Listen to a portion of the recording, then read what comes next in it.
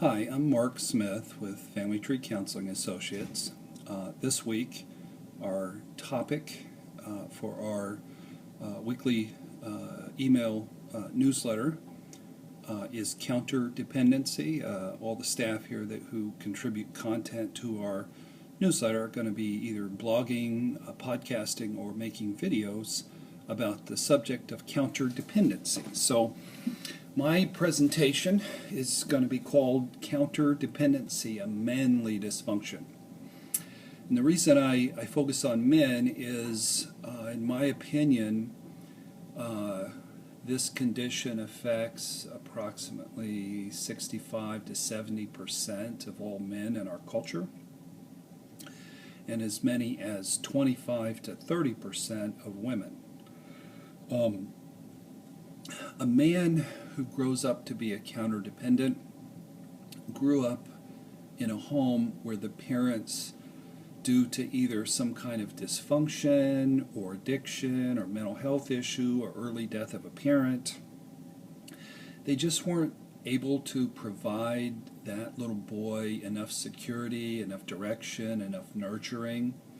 So that little boy grows up very quickly. Many times they sort of father the younger children. They generally get to work early in terms of paper routes and cutting lawns to make money. They contribute to the family's finances.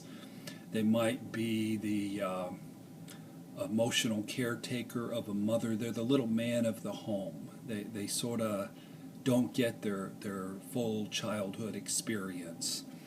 So I'm going to share 4 characteristics of a counterdependent. Number 1, they're grandiose. They're highly opinionated. They know they're right. They're good at casting vision as executives. They're very difficult to move off of their opinions. They can get people to follow them. So they think they're right. It never occurs to them that they might not be right. So don't spend a lot of time trying to argue with them because you're banging your head up against a brick wall. The second thing is they're highly independent.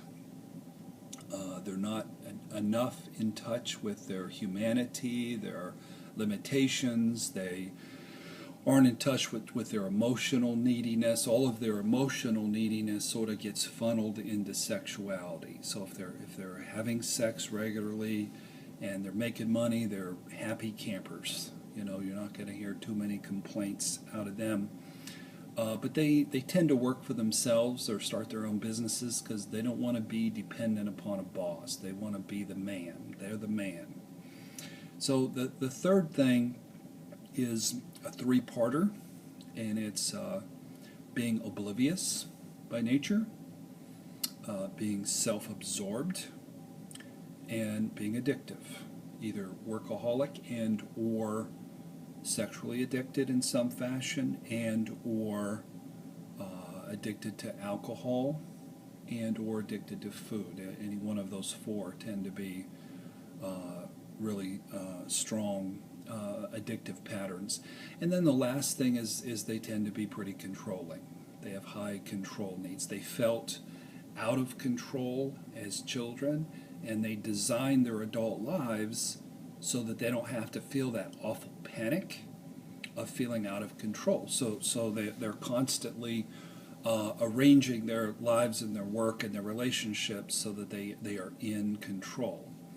And of course we know that control is an illusion, but these fellas believe in the illusion. So they're not in touch with their emotional needs. They don't think they have limitations. They think they're Superman. They think they're bulletproof. Many times I'll ask a counterdependent man, what are your needs? And they say, well, I need to be needed. Well, that's really not a need. That's not coming from the needy little boy on the inside. That's being Superman and flying into the rescue, and it's not necessarily healthy. They describe themselves as rocks, islands. They're tough.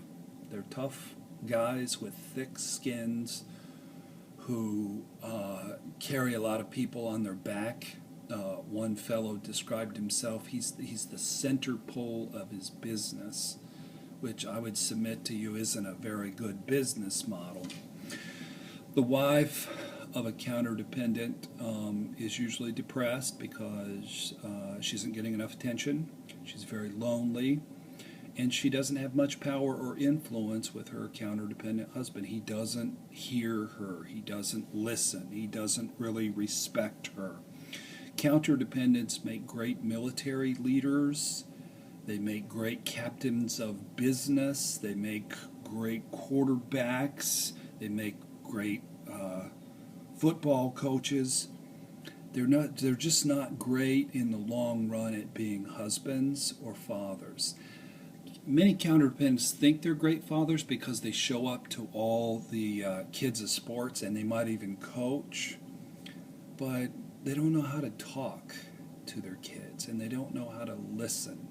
And there isn't a deep bonding that goes back to infancy, where you just spent lots of time. It takes lots of time to be an intimate parent, and these guys are busy working and shaking and baking and doing their thing, and then they show up and coach the soccer team and they think they're, father of the year, and they're really not. So I want to read a quote from my article. These men have great jobs. They have lavish homes. They have a lot of money in the bank. They make a lot of money. They have some really cool cars. And initially in their marriage, they have adoring, submissive, usually very beautiful wives. So the counterdependents believe that through their superior intelligence, through a lot of education, through a lot of hard work, through their drive to succeed, that they've escaped the poverty and the wounds of their childhood.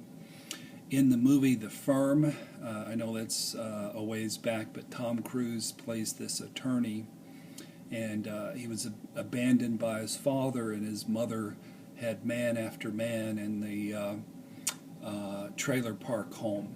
So he grew up with a lot of poverty, and he was driven as a counterdependent and as a workaholic to make up for the poverty of his childhood.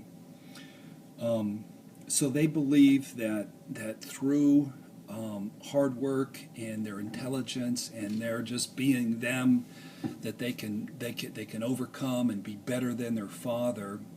The problem is they're so psychologically defended, they can't be emotionally intimate with their wives, and they can't be emotionally intimate with their children. They're probably too controlling with their children, and they've probably emotionally abandoned their children. The cure for counterdependency is pain, accountability.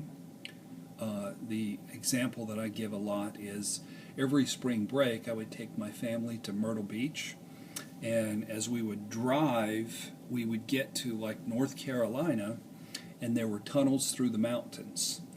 And those engineers who built the tunnels used dynamite as their main tool. So in this analogy, the counterdependent man is the mountain. Unmovable, hard as rock, can't get through. The codependent is the engineer. You just want to get through and build that tunnel. And the dynamite is your anger. So the problem is most codependent wives only have enough anger to blow up a few Coke bottles. Maybe if they really get angry, they might have an occasional fireworks display, but they're not denting the mountain. They're not being heard. They're not having power in their relationship. So we work with the wives to be empowered and to go to war and to snatch that extra power out of the counterdependence, cold, dead fingers. I don't really mean dead, but you get the gist of what I'm saying. So in recovery and in therapy, counterdependents learn how to balance their lives. One fellow, the line I kept using with him is "just be grasapa," and he always cursed me after I said that. But what I meant was stop trying to control everything. They learn that real strength is being able to feel your pain and openly express it. It's not strength to hide behind psychological defenses and not know how to share your feelings. That's weakness, actually. They learn how to be sensitive. They learn how to take good care of themselves. One counter-dependent I'm working with now, if he keeps being workaholic and carrying the load of his businesses and his family on his back, he's probably not going to live very long. He's got to learn how to take better care of himself, or it, could kill him. So, and they learn how to love and be loved. Counterdependents know how to take care of and how to buy things for and how to manage and control, but they especially don't know how to be loved, because that in their mind that's all about their relationship and sexuality. So the best form of therapy for them is when their wives begin to set boundaries and have a voice and take power and get in recovery and start requiring intimacy as part of their relationship. So after working a while with the codependent wife on her issues of low self-esteem and insecurity, fear of abandonment, being too passive, then she begins to grab that dynamite and strategically place, big bundles of dynamite in the mountain, and then the counter-dependent fella shows up, and he's humble, and he's broken, and he's teachable, and he's motivated to work on himself because he understands that he's broken, and he senses the wounded little boy at his core, and he's in touch with his emotional pain, and he trusts the process of therapy, and he does whatever it takes to follow through. He cries tears, he reads books, he comes to couples therapy, he comes to group therapy, because it's a big project to, in midlife, become a better man, become a deeper man, become a more emotional man, become a more humble and broken man. So that's counterdependency. I hope this has been helpful. Again, I'm Mark Smith. You can reach me. My phone number is 317-507-8866. And of course, our website is familytreecounseling.com. So I hope you counterdependents get in recovery, and you wives of counterdependents, I hope you grab some dynamite and put it to good use. So thank you very much.